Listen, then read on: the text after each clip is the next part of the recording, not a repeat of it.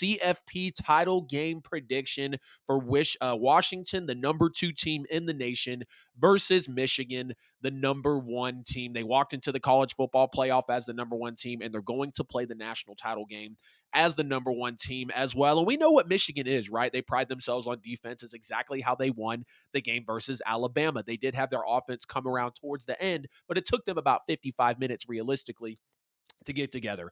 To get it together, the defense was great all night. They were constantly putting pressure on Jalen Milroe, and that's how they were able to get here to the college football playoff national championship. They love to run the football. They're very physical, aggressive. They're going to beat you down. They're going to push you around, and they're only going to ask J.J. McCarthy to throw the ball unless he necessarily needs to. He's only had 2 games this year where he's thrown the ball 30 times or more.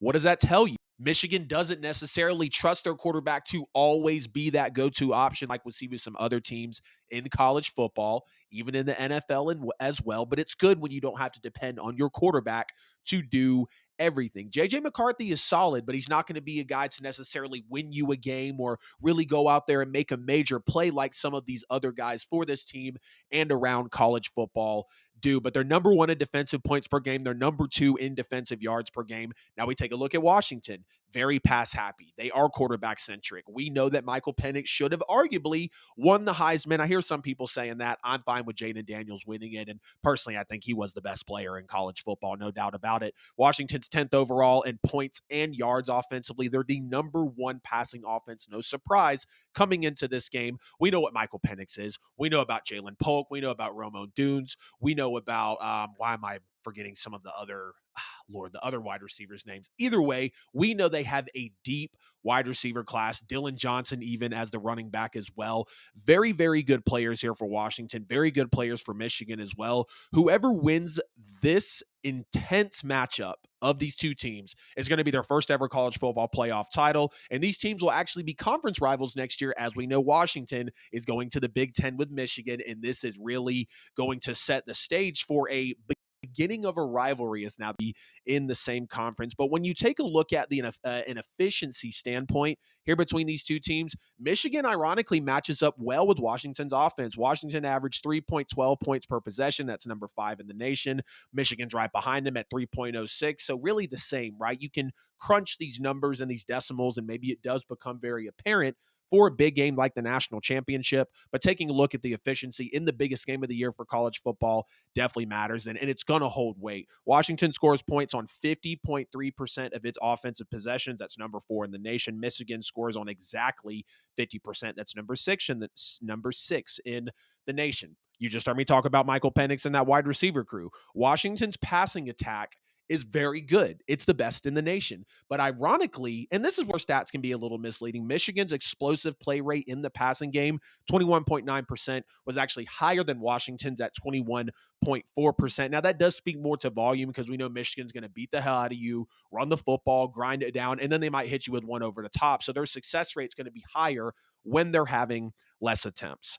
Not really going to be a premier marquee quarterback matchup. I think everyone in the world is going to expect Michael Penix to play not just like he did against Texas, but very similar, at least 80 to 85% of that be that Michael Penix that we've seen all year, 30 plus touchdowns, less than 10 interceptions, over 4,500 yards passing.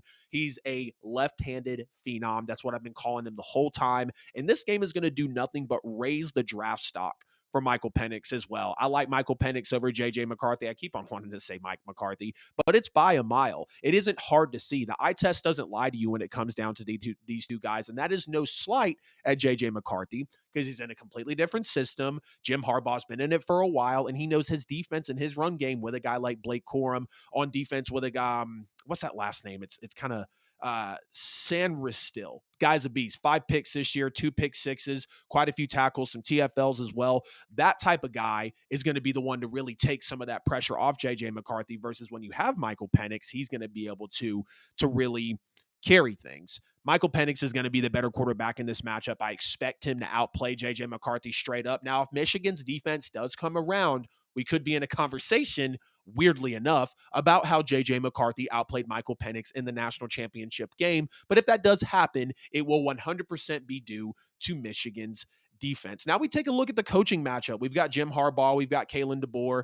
Both of these guys have coached over 100 games in college football. But at the end of the day, there's no lie that Jim Harbaugh does have way more experience than Kalen DeBoer.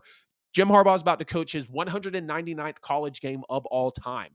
They possibly couldn't have lined it up better. I bet you when they gave him that suspension for the recruiting violations, they did just enough to keep it from where if he went to play in the national championship game, he wasn't going to be able to coach his 200th game. And there's already rumors about Jim Harbaugh going to the NFL, so he might not get that chance to coach his 200th game. Kalen DeBoer's coached 115, but Harbaugh's just been doing it at a higher level for a longer time. He's got more experience. He knows how to speak to these players, and not that Kalen DeBoer doesn't know how, but it was just like when the Patriots went to the Super Bowl against the Rams. The Rams put up 3 points. Now the Patriots only put up 13. But it was the oldest coach in the league versus the youngest coach in the league, the youngest coach to ever go to a Super Bowl. Now McVay did get back and win it, thankfully, after they acquired Matthew Stafford. And I feel like this could be kind of that matchup there. Very, very talented, respected, in the game a while, Jim Harbaugh versus a Kalen DeBoer that's only in his second season with Washington. We've seen Jim Harbaugh go to the NFL and only have one season with the Niners to where he didn't at least go to the NFC title game. He took him to 2 NFC title games and lost the Super Bowl. Had the chance in his first 3 years to go to 3 straight Super Bowls. Now, I know we're talking about college, but I do like Jim Harbaugh over Kalen DeBoer in this game. It's time for Harbaugh to get the monkey off his back with Michigan, win the first ever CFP title, not flame out like they did last year against TCU, and actually make this happen. When you look at the schedule comparison between these two teams, Washington has played more games against ranked opponents in terms of Oregon twice, Texas, USC, Oregon State, and Utah. But even though Michigan's only played 2 ranked teams all season, Alabama and Ohio State, that's a slight edge to that slightly edges out Washington. To me, that means more because I think anybody on here would say USC, Oregon State, and Utah were never a super threat to really make it this far. So it's okay. We'll go with Oregon and Texas. Everybody out here is going to tell you that Ohio State and Alabama, when it came down to it, were better than Oregon and Texas. And you can have the arguments of they weren't because Oregon and Texas overall did look better than Alabama for most of the season. But Texas got beat, and obviously Oregon wasn't in there. They got beat by Washington, who also beat Texas to get through to the college football national title. Oh, man. The schedules, when you look back and forth, you can go a couple of ways. But I like the test that Michigan has already went through. They really proved a lot against Alabama because, again, I thought Alabama was going to wipe the floor with them. Who wanted to possibly see Michigan get wiped again in the playoffs, especially by Nick Saban and the Tide. But no doubt Michigan's been more tested, especially not having Jim Harbaugh at certain points in the year. And I'm not using that for leverage, but it does matter when you're able to get this far, undefeated, number 1 team in the nation. You beat Alabama, who knocked off the number 1 team, and possibly in your 199th game of your college coaching career, including Stanford, you could win the college football national championship and elevate all of your players even higher than they already are for the NFL draft. The stars in this game, Blake Corum, Mike Sandristil, I think that's how you say the last name. Again, guy, 5 picks, 2 pick sixes on the year. Been a real standout there for Michigan. Blake Corum could have went to the NFL last year. He's got 25 rushing touchdowns this year. We know he's not the same because of the knee injury, but Blake Corum wanted to come back because there was unfinished business. He was possibly in that Heisman race before that injury happened. You got Jenkins, you got Barrett from Michigan as well. Then you turn around and look at all of the offense for Washington: Michael Penix, Romo Dunes, Dylan Johnson, Jalen Polk, McMillan, one of the deepest wide receiver cores in the nation. Now we go and look at the trenches. Washington O-line is very good. Only 11 sacks given up all year. All year. 11 sacks given up for Washington. And Michael Penix has been able to be very comfortable behind the line of scrimmage, even with being that left-handed quarterback. He's been elite. He's been a day 1 pick.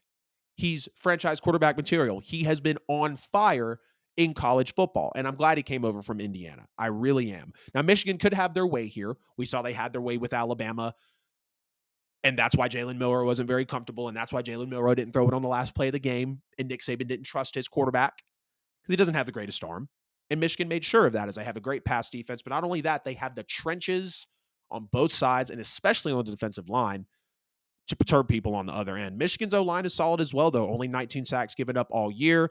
And J.J. McCarthy was a lot more comfortable than Jalen Milroe in the last game. So Michigan's already had that decent test of an Alabama defense having to put pressure on them. And I think Alabama's defense was for sure better than Washington's.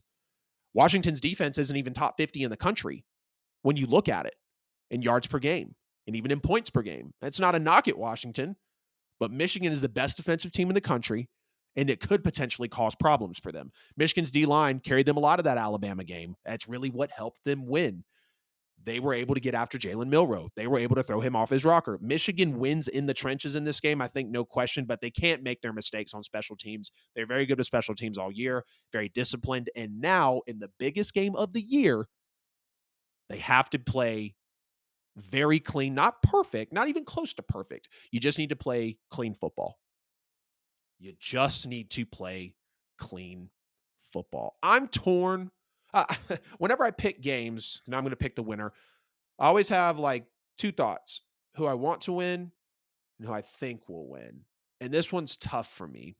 I want, deep down, I want Washington to win because I like Michael Penix a lot.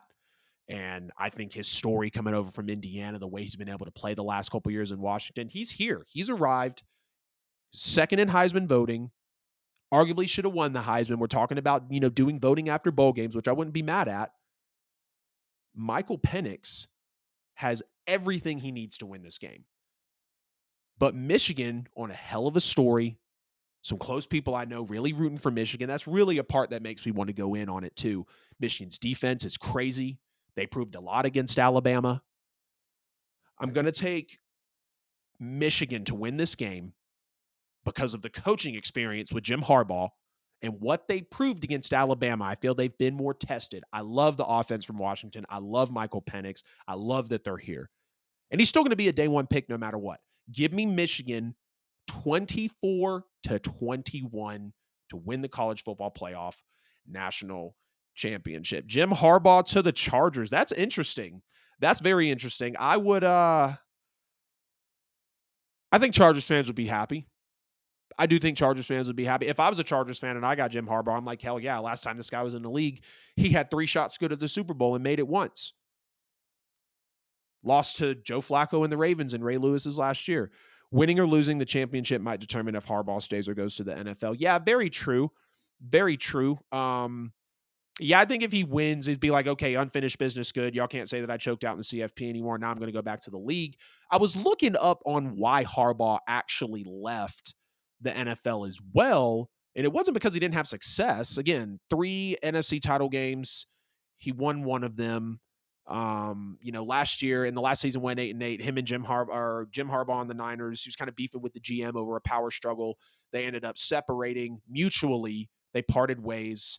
Apparently, the GM even denied that Jim Harbaugh was going to be leaving when the reports came out earlier in the year. So it really sucks, but it feels like college is where Jim Harbaugh needs to be. It was just like Nick Saban in the NFL, except Nick Saban did not have a lot of success at all. Now he's back in college football. Yeah, I think if he does win, he's going to go to the league, but it's a little bit of a double-edged sword because the league's a lot different now, and it's not as necessarily defensive as Jim Harbaugh's been getting Michigan or keeping Michigan in that pedigree, since 2015.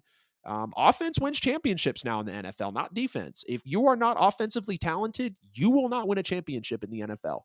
And I firmly stand on that based on what we've seen in the last few years of the league and what the most dominant teams in the league are doing.